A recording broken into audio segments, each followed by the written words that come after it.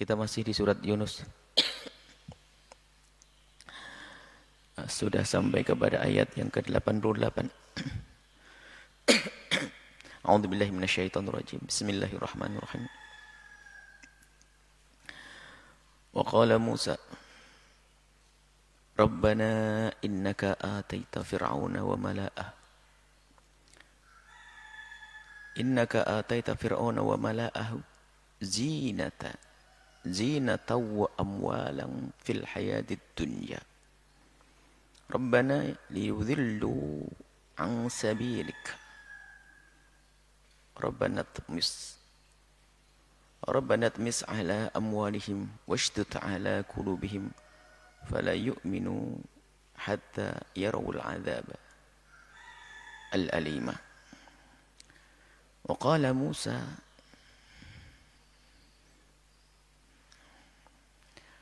Sayyidina Musa memohon kepada Allah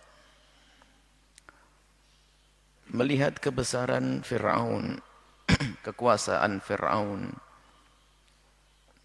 kekejaman Fir'aun, dan memang kekayaan Fir'aun yang tidak kira-kira, sehingga telah didahului raja-raja Fir'aun sebelumnya.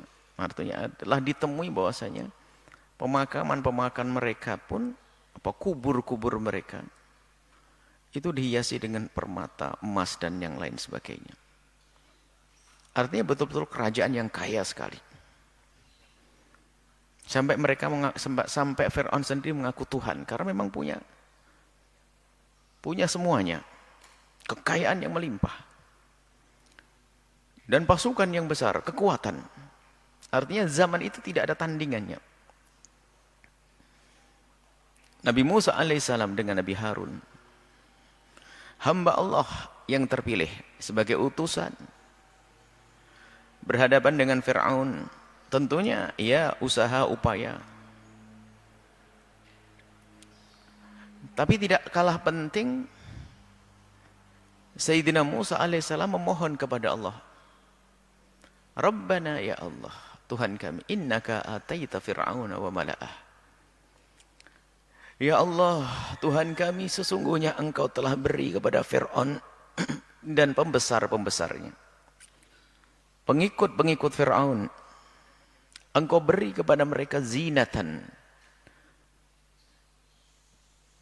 perhiasan, segala yang menghiasi dunia ini, perhiasan dunia, emas, permata, intan, berlian, segala macam, wa amwalan, dan harta.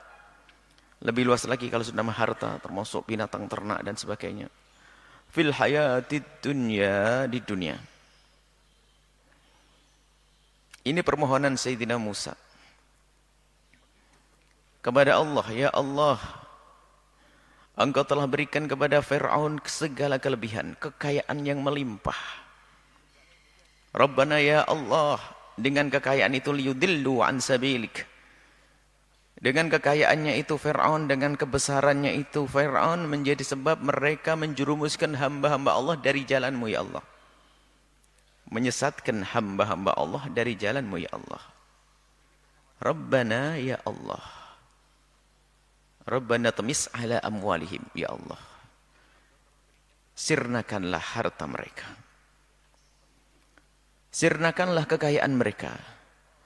Washdud ala qulubihim, dan kuatkan penutup di hati mereka. Fala yu'minu, sehingga mereka tidak akan beriman, hatta yarawul adzab, sampai mereka melihat siksa al-alima yang pedih. Ini adalah doa Sayyidina Musa alaihissalam, permohonan kepada Allah. Dan doa Sayyidina Musa di sini adalah seolah-olah mendoakan orang tidak mendapatkan hidayah. Seperti hari Nabi Nuh juga minta agar mereka dihancurkan, kalaupun mereka akan melahirkan anak yang durhaka. Seolah-olah nabi-nabi itu, Nabi Yunus, Nabi Nuh, Nabi Musa itu mendoakan umatnya sengsara. Tidak. Permohonan doa seorang nabi itu, wa may yantiqu 'anil hawa in huwa illa wahyun yuha. Permohonan para nabi itu adalah juga dengan wahyu. Artinya Allah sudah memberitahu kepada Nabi Musa bahwasanya ada memang beberapa orang memang mereka tidak akan bisa mendapatkan hidayah. Termasuk Nabi Nuh alaihissalam. Allah beritahu kepada Nabi Nuh bahwa ada beberapa kelompok manusia memang mereka sudah tertutup hatinya, nggak bisa mendapatkan hidayah. Maka dengan wahyu itulah, pengetahuan itulah, maka Nabi Nuh mengatakan, hancurkan mereka semuanya ya Allah. Begitu juga karena Allah sudah memberitahu kepada Nabi Musa bahwasanya hati mereka sudah tertutup, tidak akan bisa menerima hidayah, dan memang oleh Allah sudah dicap sebagai ahli neraka, maka Sayyidina Musa memohon, hancurkan mereka, tutup hati mereka ya Allah, jangan sampai mati, jangan sampai masuk iman hati, keimanan di hati mereka, tutup, stempel. Itu artinya apa? Kekafiran yang ada di dalam hati yang sudah tidak akan keluar lagi, keimanan dari luar nggak akan bisa masuk ke dalamnya, sampai melihat siksa Allah Subhanahu wa taala yang sangat pedih. Ini permohonan Nabi Musa, seorang nabi utusan Allah.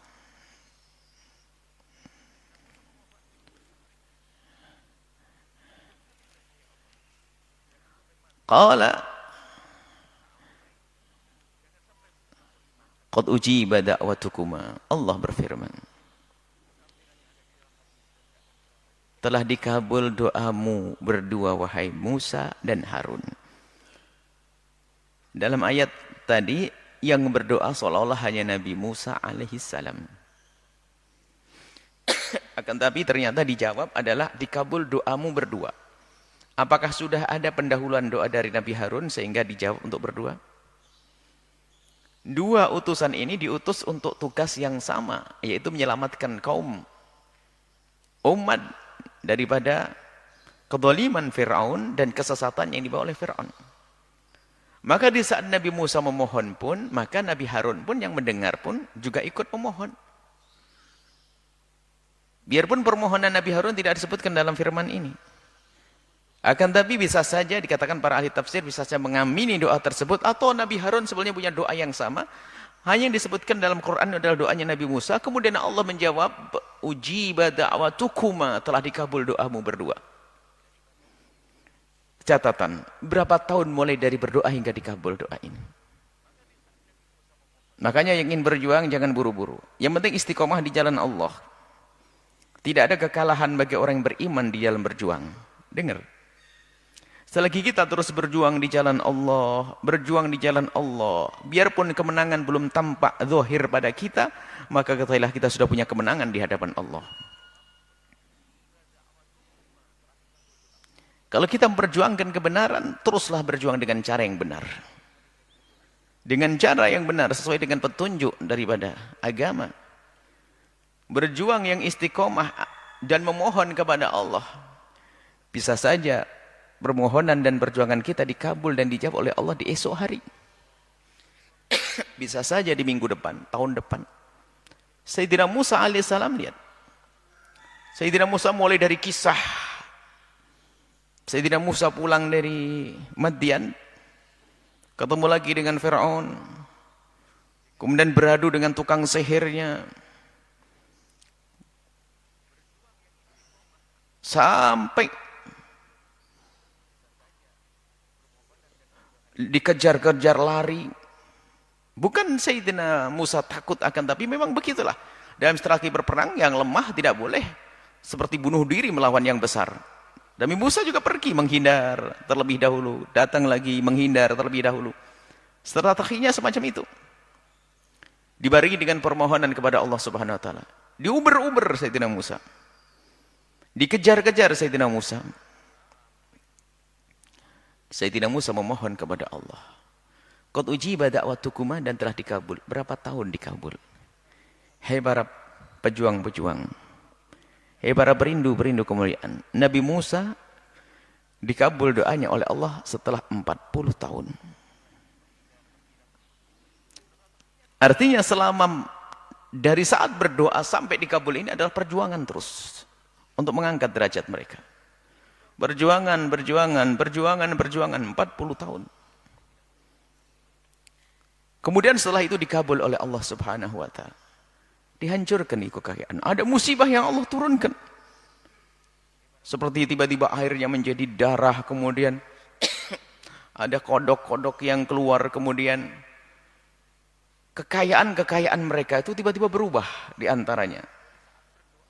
Bersama pengkabulan doanya itu adalah kekayaan mereka, emas permata yang disimpan ternyata jadi batu, nggak berguna lagi. Di saat meminum air ternyata airnya jadi darah, terseksa mereka. Fastaqima, maka ini telah dikabul doamu wahai Musa dan Harun, maka istaqima, teruslah engkau di jalan yang lurus. Wala tattabi'an sabilal ladzina la ya'lamun, jangan ikuti jalannya orang yang tidak mengerti. Ini berlaku kepada siapapun. Kita memohon kepada Allah agar Allah memberikan kemenangan kepada apa yang kita perjuangkan. Artinya kita harus meyakini yang kita perjuangkan adalah benar dan cara kita menjalani perjuangan ini adalah benar. Memohon kepada Allah istiqomahlah dan jangan belak-belak sudah. Wala tattabi'an sabilal ladzina la ya'lamun. Jangan mengikuti jalan orang yang tidak mengerti. Ikuti ini, jalan kebenaran.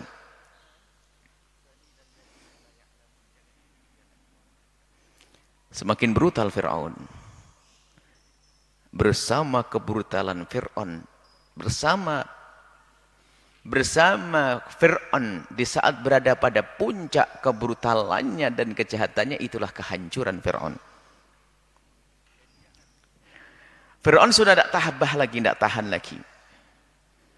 Sudah lupa bahwasanya dulu waktu Nabi Musa kecil, bahkan sebelum Nabi Musa terlahir itu diberitahu oleh sesepuhnya mereka, orang pinternya mereka, bahwasanya nanti akan ada anak dari Bani Israel yang lahir laki-laki dan akan menjadikan sebab kehancuranmu. Yaitu sehingga semua bayi-bayi dibunuh. Anak-anak kecil laki-laki dibunuh. Semuanya dibunuh. Ternyata yang ditakuti malah hidup di dalam kerajaannya. Dirawat oleh istrinya. Dan semenjak ada perbedaan antara Nabi Musa dengan Fir'aun, Fir'aun sudah merasa bahwa inilah ya ancaman buat saya. Sehingga Fir'aun pun semakin bersemangat untuk segera menghancurkan ancaman tersebut. Nah, puncaknya adalah di saat Nabi Musa sudah mulai banyak pengikutnya. Akhirnya Nabi Musa ingin mengajak, sudahlah kalau begitu ayo kita pergi, tinggalkan tempat ini. Kita ingin hidup yang enak, tentram, damai, sudah jangan urusan dengan Fir'aun. Nanti saja kalau kita sudah punya kekuatan, kita urusan lagi dengan Fir'aun. Pergilah Nabi Musa alaihissalam bersama rombongan pengikut-pengikutnya dari kaum Bani Israel. Fir'aun mendengar kisah ini, semakin marah. Mau apa ini Fir'aun? Mau apa Musa ini? Kalau Musa hanya sekedar pergi sesaat, maka dia akan kembali lagi. Tapi kalau dia ingin membawa kaumnya pergi, berarti dia akan membuat permusuhan suatu ketika dengan dengan aku. Maka aku serukan kepada semuanya, kata Fir'aun. Jangan boleh Musa pergi. Hancurkan sebelum mereka meninggalkan tempat. Dikerahkan semua pasukan terbesar saat itu. Kekuatan terbesar oleh Fir'aun dikeluarkan. Inilah puncak kejahatan Fir'aun. Sudah ingin dihabisilah. Nabi Musa akan dihabisi. Digerakkan semua pasukan mengejar rombongan Sayyidina Musa alaihissalam. Sayyidina Musa melakukan perjalanan hingga berada di tepi pantai. Tidak ada jalan lagi. Kembali di belakang ada pasukannya Fir'aun. Di hadapannya adalah lautan. Pada gelisah mereka.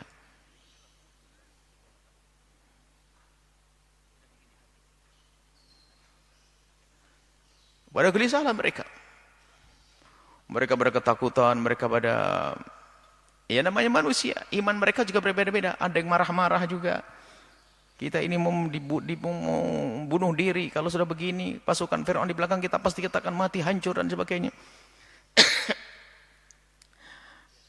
Nabi Musa menenangkan hati mereka, Allah yang akan berikan petunjuk kepada kita, jangan khawatir. Lalu ada wahyu turun kepada Nabi Musa untuk memukulkan tongkat ke laut. Lalu dipukulkanlah tongkat ke laut. Di saat itulah terbelah laut jadi dua. Seperti ada dua gunung di antara dua gunung. Di tengah-tengahnya ada jalan. Dan jalan itu dipakai berjalan untuk pengikut Nabi Musa. Sampai lepas ke seberang sana. Pengikut Fir'aun mengikuti. Fir'aun dan pasukan-pasukan mengikuti di belakangnya. Wajawazna bi bani Israil al-bahra fa'atba'ahum Fir'aun wa junuduhu baghya wa adwa. Lihat Fir'aun, kebenciannya, dendamnya, begitu semangatnya ingin menghancurkan Nabi Musa. Lihat. Sudah lupa bahasanya ini bakal aman atau tidak. Pokoknya kejar sampai dapat. Wajawazna bi bani Israil al-bahra. Kemudian Allah telah membebaskan, menyelamatkan, menyeberangkan. Allah yang menyeberangkan Bani Israel dari laut. Lihat.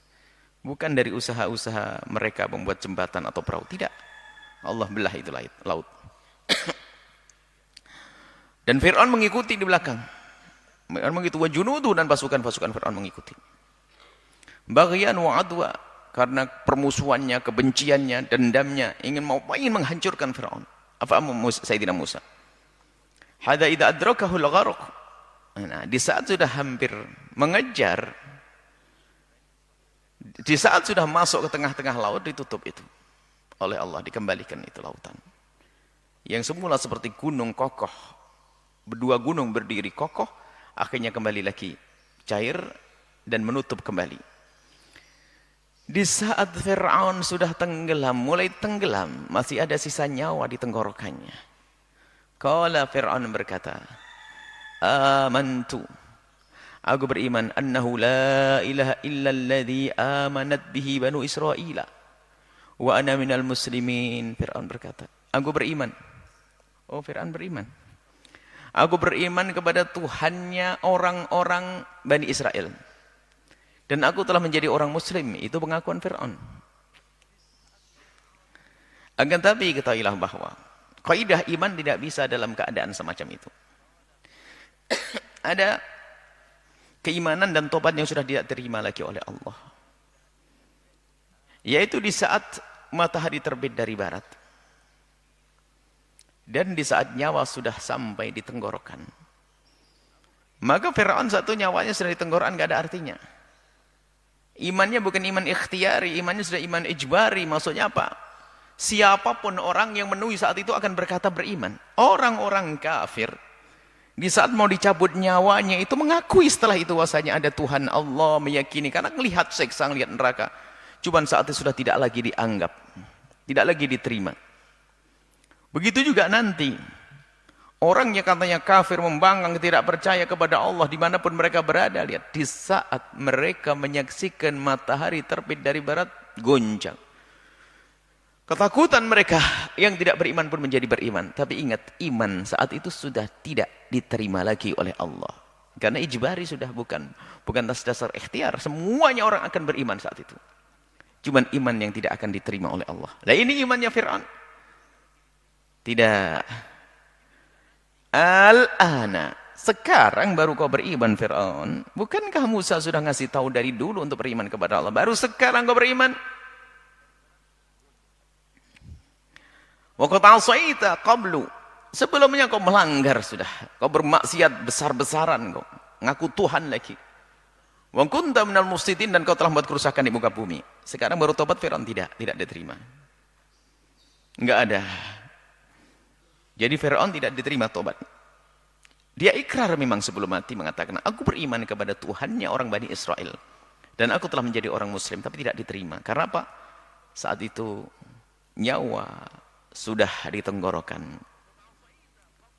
Fal yauma, dan sekarang wahai Fir'aun, nunajjika bibadanika. Nunajjika bibadanika. Aku akan selamatkan engkau bibadanika, dengan badanmu. Subhanallah. Allah bisa saja menghancurkan jasad-jasad siapa saja. Dimakan ikan atau bagaimana. Tapi spesial jasadnya Fir'aun tidak. Ditampakkan agar semua orang tahu yang dulu ngaku Tuhan ini loh mayatnya. Ini bangkainya. Diangkat oleh Allah. Dinaikkan oleh laut, dimuntahkan oleh laut. Sehingga ditemukan oleh orang saat itu. Dan dirawat. Akan jadi pelajaran buat orang yang datang setelahnya, bahasanya ilo yang ngaku Tuhan ternyata mati. Lemah, bangkai. Nunajjika bi badanika. Aku selamatkan badanmu. Litakuna, agar engkau bisa menjadi liman khalfaka ayah, tanda-tanda kebesaran Allah bagi orang yang datang setelahmu, wahai Fir'aun. Subhanallah. Sampai hari ini kita bisa melihat jasadnya Fir'aun. Itu ngaku Tuhan dulu. Masa Tuhan semacam itu?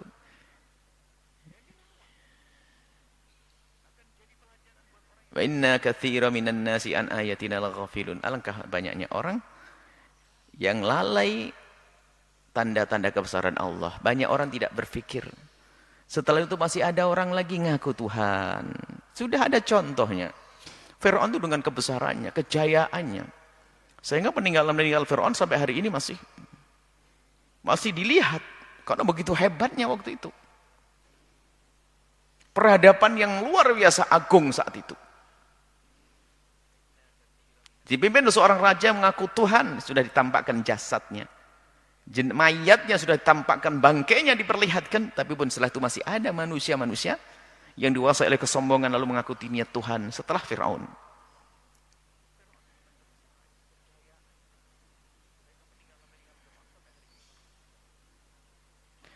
Walaqad bawwa'na bani Israila mubawwa'a sidqin wa razaqnahum minat thayyibati. Kemudian setelah itu Allah manjakan orang-orang Bani Israel itu.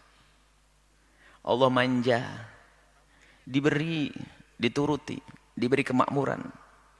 Mereka hidup sekitar Palestina, di daerah Syria, di Sam sana. Dengan rezeki yang melimpah. Bersama berakhirnya kisah Fir'aun, hidup mereka akan hidup indah. Hatta ja'ahumul ilmu, sampai datang kepada mereka ilmu. Ilmu di sini ada ulama menjelaskan, di saat mereka mendapatkan wahyu-wahyu dari kepada Nabi Musa, semakin banyak ilmunya dan juga berita tentang kedatangan Nabi Muhammad SAW. Akan tapi semakin mereka berilmu lagi-lagi kembali kepada wataknya dan karakternya. Masih baru daripada problem musibah Fir'aun, iya, mereka bisa baik-baik. Mereka patuh, akan tapi ke belakangnya tadi ghafilun, sudah mulai lupa dengan kisah itu. Apalagi di generasi setelahnya yang tidak pernah melihat kejadian tersebut. Cerita dari orang tua pun hampir tidak berarti. Mulai ada pembangkangan. Bahkan mereka membaca di kitab suci mereka tentang kebenaran-kebenaran, termasuk diantaranya adalah kebenaran Nabi akhir zaman. Kedatangan Nabi Muhammad SAW. Nah, mereka ternyata setelah kedatangan Nabi Muhammad, ini sebagian ahli tafsir menjelaskan al-ilmu di sini adalah ilmu tentang Nabi Muhammad SAW. Baru setelah itu ada khilaf. Setelah Nabi Muhammad datang khilaf. Ada sebagian mengatakan khilafnya sudah lama dulu. Sebelum datang Nabi Muhammad, khilaf mereka. Tapi sebagian nafsiri adalah khilaf. Di saat berita tentang Nabi Muhammad, mereka ada yang mereka menanti-nanti dan menanti-nanti. Di saat Nabi Muhammad datang beneran, ternyata malah setelah itu mereka pertama orang yang mengingkari. Padahal mereka sebelumnya menanti-nanti Nabi Muhammad SAW. Inna rabbaka yaqdi bainahum yawmal qiyamati fima kanu fihi yakhtalifun. Allah yang akan berikan hukuman keadilan nanti di hari kiamat atas apa yang mereka perdebatkan, mereka perselisihkan, pengingkaran mereka kepada Nabi Muhammad, biarkan. Itu urusan mereka dengan Allah. Kita ahli iman meyakini Nabi Muhammad adalah Nabi. Adapun mereka yang semula menanti-nanti pada akhirnya tidak mau menerima, maka ini urusannya dengan Allah. Yang mereka akan mendapatkan hukuman langsung dari Allah. Nah ini. Orang-orang Bani Israel waktu itu. Bani Israel dengan segala kenikmatannya. Dan memang disebut dalam Al-Quran itu tidak ada umat yang dimanja seperti itu. Akan tapi ternyata karunia ini tidak menjadikan mereka semakin dekat. Mereka minta makanan langsung turun dari langit, dikasih. Minta turun dari langit, dikasih. Apa saja diberi oleh Allah SWT. Jadi mereka minta diberi, akan tapi ternyata semakin diberi, bukan mereka semakin dekat kepada Allah Subhanahu wa taala. Dan mereka sangat percaya dengan adanya Nabi Muhammad. Bahkan sampai mereka itu begitu dekatnya dengan Rasulullah, wa kanu min qablu yastaftihuna 'alal ladzina kafar. Mereka itu di saat punya permasalahan dengan orang lain, orang kafir waktu itu, mereka kalau ingin mencari kemenangan tidak lupa menyebut nama Nabi Muhammad, Nabi akhir zaman. Ya'rifunahu kama ya'rifuna abna'ahum.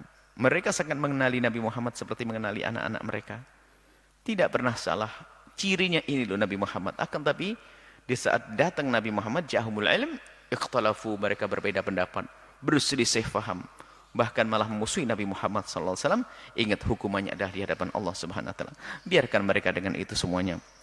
Akan tapi ahli iman akan tetap menjadi ahli iman. Kaum yang beriman selamat dengan keimanannya. Tapi mereka yang semula percaya, akan tapi karena dikuasai oleh kesombongannya, mereka tuh sombong benar. Mereka menganggap mereka tidak akan bisa disentuh api neraka. Nahnu abdallah wa ahibba'uh. Mereka mengatakan kami anak-anak Tuhan dan kekasih Allah, tidak akan tersentuh api neraka. Wah, karena selalu dimanja dan dimanja oleh Allah sampai mereka merasa bahasanya seolah-olah mereka itu hamba yang tidak akan disiksa oleh Allah.